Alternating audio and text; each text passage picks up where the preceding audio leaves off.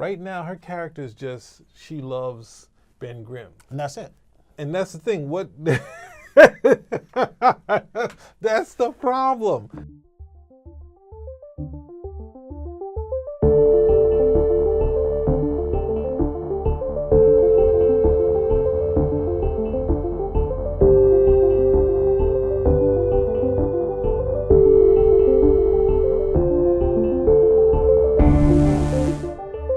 Welcome everybody to Spin Rack. Today we got PD in the house.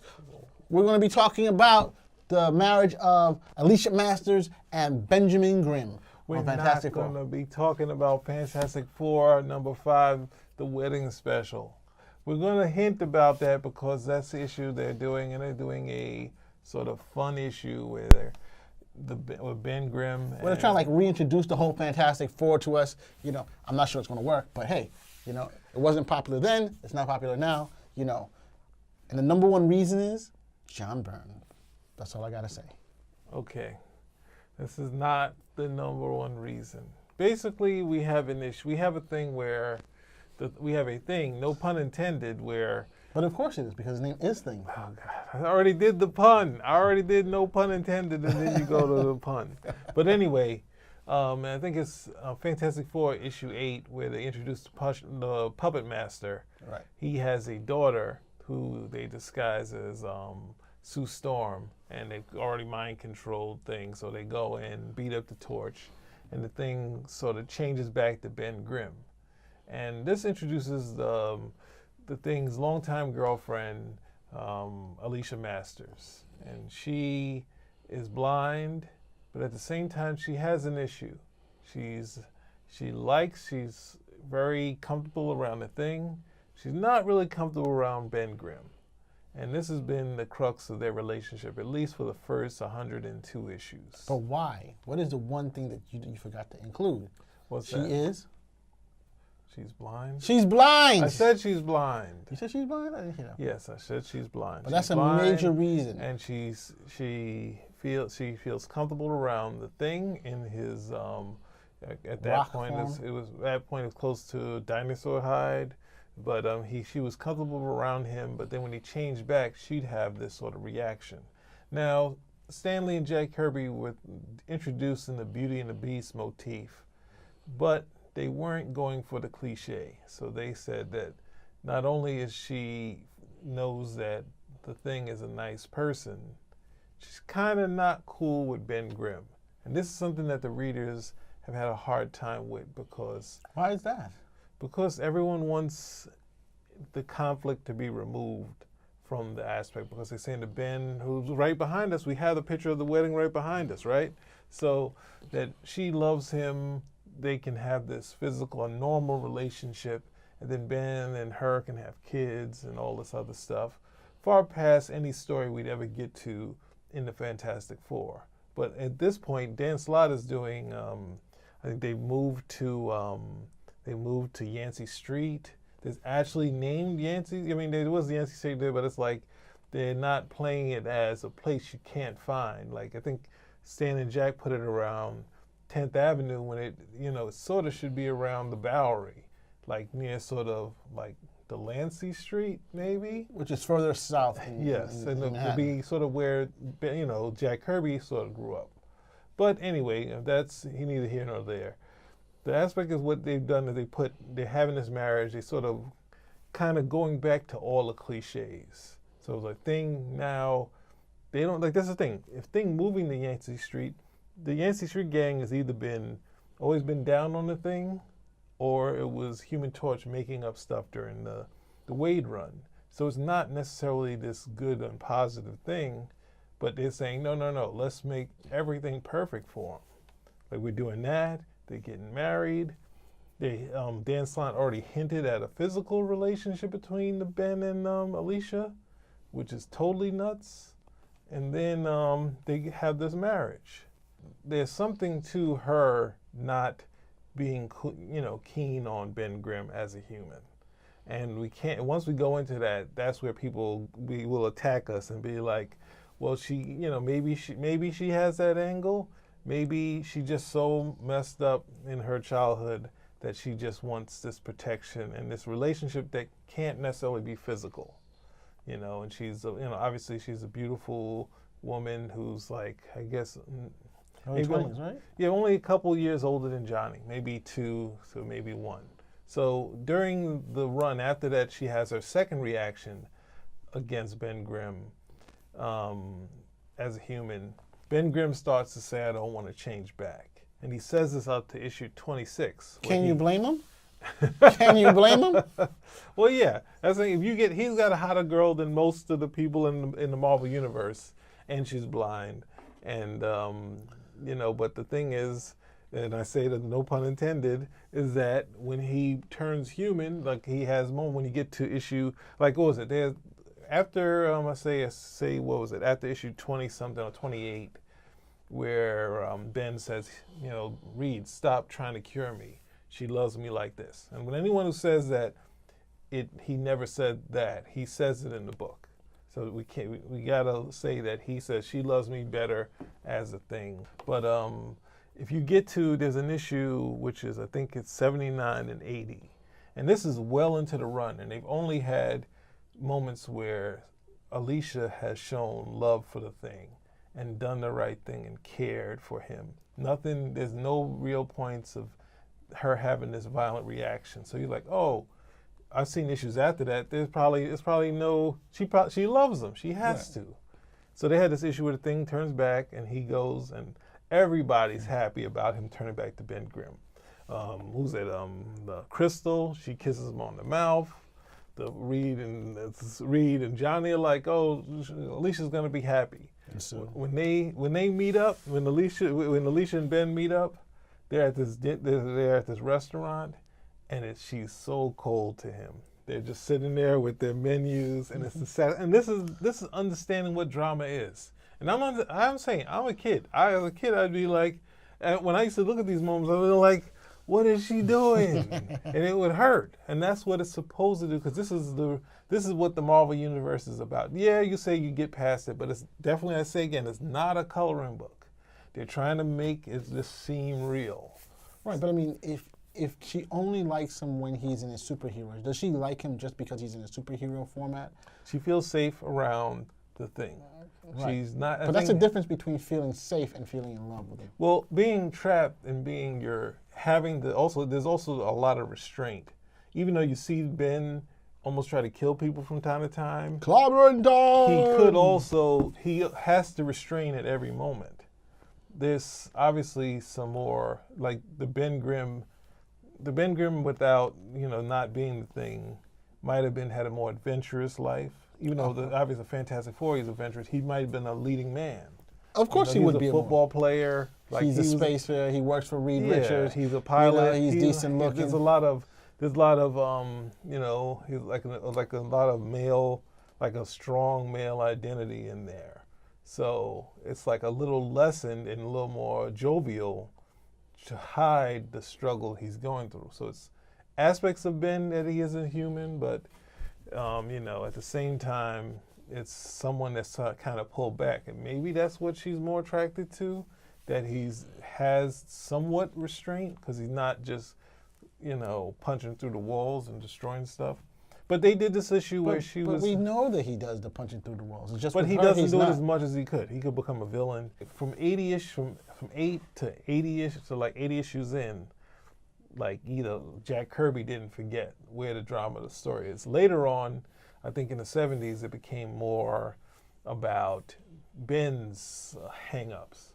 So Ben's hang-ups would be like she would love him, but at the same time, he's doubtful because of whatever reason, and his worry. Because also the writers are like, we can't lose him as the Thing, because the Thing is the most interesting character in the Fantastic Four. So then John Byrne comes along. Clobbering time! John Byrne comes along, and he plays up the fact that those moments when he changes back and he's human, Alicia's been around, he's been almost changing back to the Thing immediately right after that. Right. So it hints that he had the ability to change like his partners in the Fantastic Four, but something is holding him back. And at some point, that fear of Alicia not loving him as a human, especially so early on in their adventures, might have held him from doing that. And I think even as powerful as Franklin was, he wasn't ready to transform him back to human after this because he was worried of what would happen to Ben if she rejected him. Or an alternate theory that she was actually doing some type of secret experiment and keeping him in that position, thereby.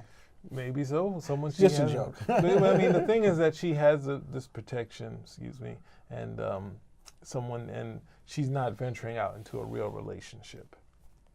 Because but doesn't she consider this? Don't they consider this? Everybody consider this a real relationship? That's his girlfriend on the comics. It could be, but the thing is accepting that you're two people with a handicap meeting in the middle. At some point, Byrne got them to a point where they were close to breaking up. They were close, but they were like, Ben was feeling like he was kind of holding her back.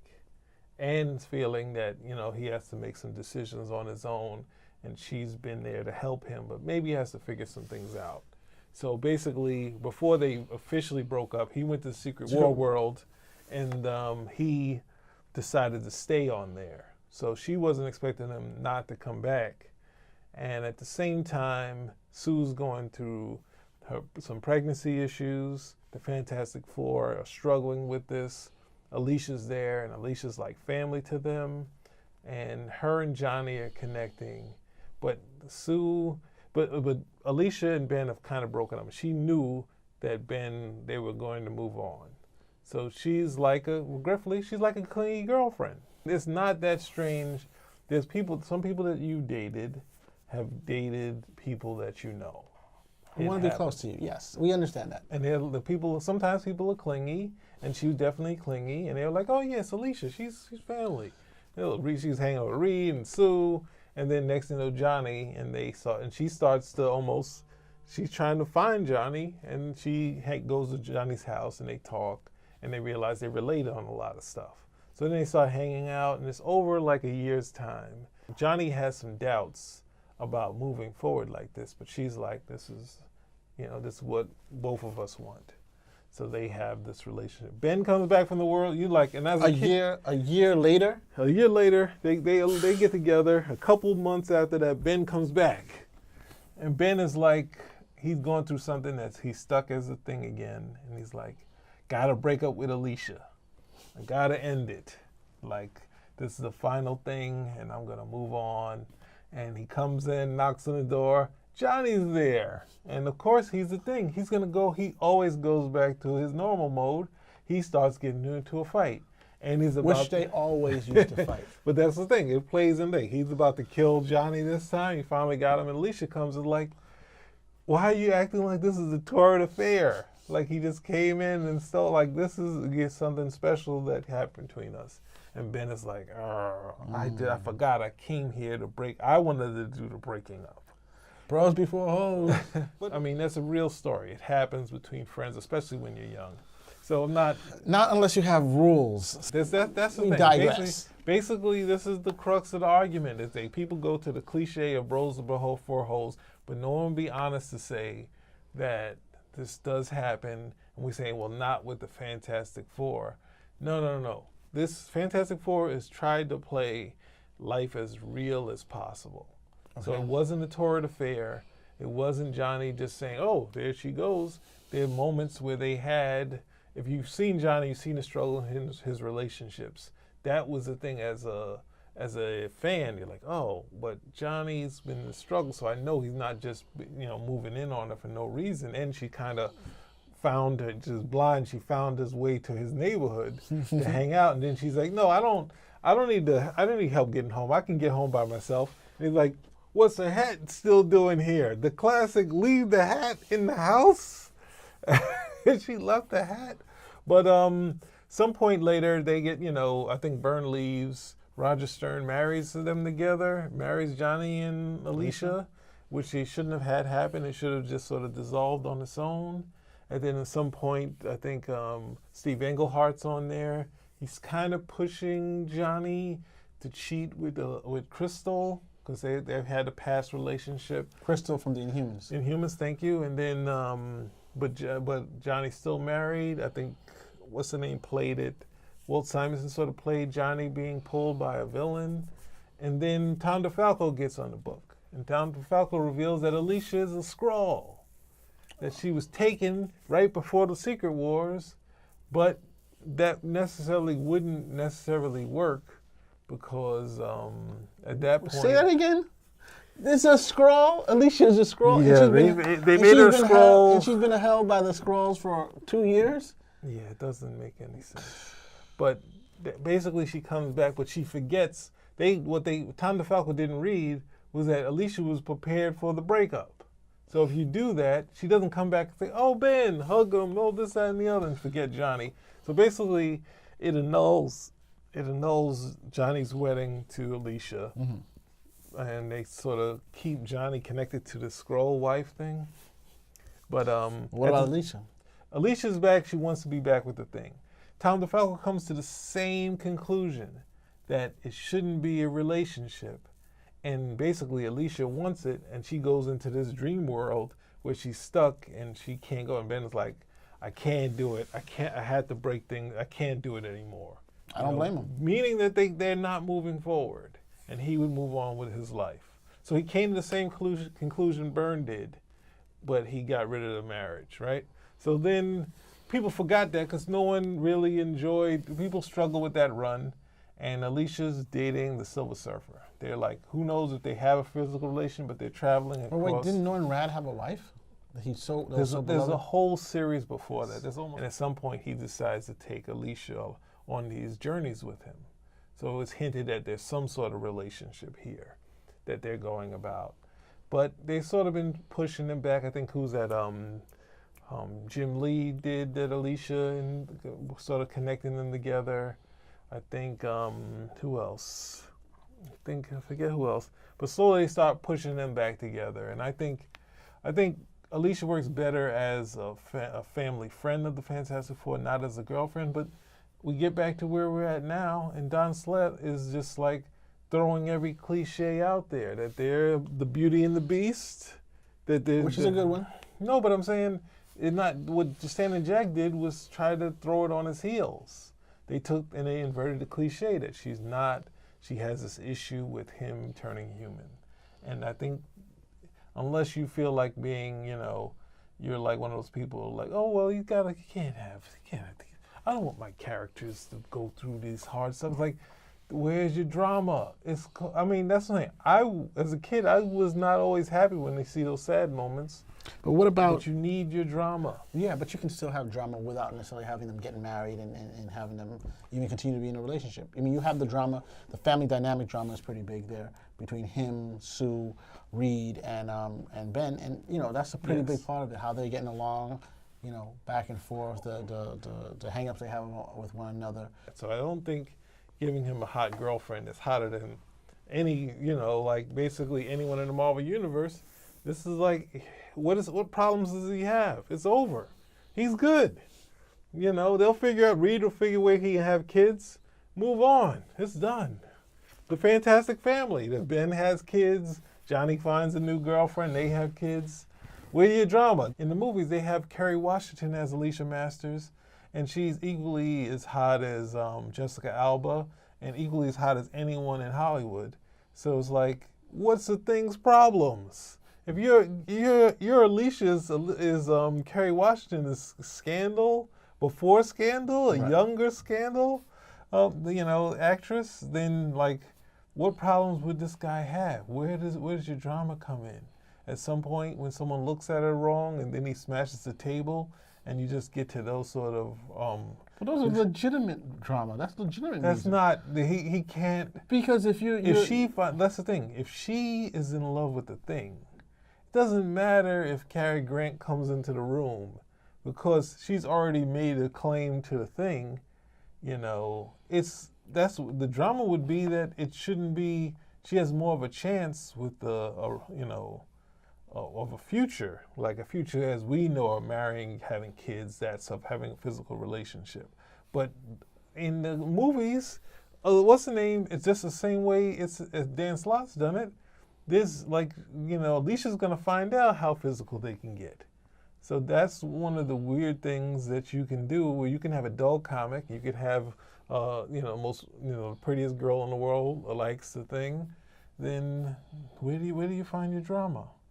You find the drama that even though he has the most beautiful girl in the world, she's blind, and is she really in love with him because of who he is, or because she takes pity on him? And so you constantly have this thing with the thing where he's always self-doubt. But that's enough? the way. That's what and happens. That's a drama. That's the basic drama right there. So, and of course, but that's not real drama. It's a self-imposed thing that they played out in the '70s. That she was in love with him and he doubted it, and that's what's going to be. He's his own worst enemy. Right. But it's better that she still has some issues and he's still his own worst enemy, in my opinion.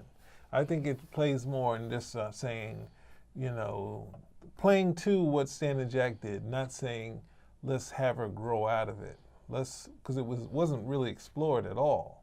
And that's why when Byrne touched on it, and he did what, maybe a couple stories on it. Mm-hmm. I mean, there's some powerful points in the relationship, but it's also saying that there's some struggle in there, which I think you'd have to do some more story before I would be okay with just saying this thing has a problem. I would have to have Alicia face a little more of it, and then we can move forward. But I think this is comics. They get married 2 seconds. It's like, oh, they've been published for what? How has it been? Like 75, 80 years now? It's comic years. time. It's comic time. Probably it's 4 years or 3 years. But it's as far as they're concerned, it's been going on for a while. Oh my God! It's going to the fans and saying, this is what you wanted. So here it is.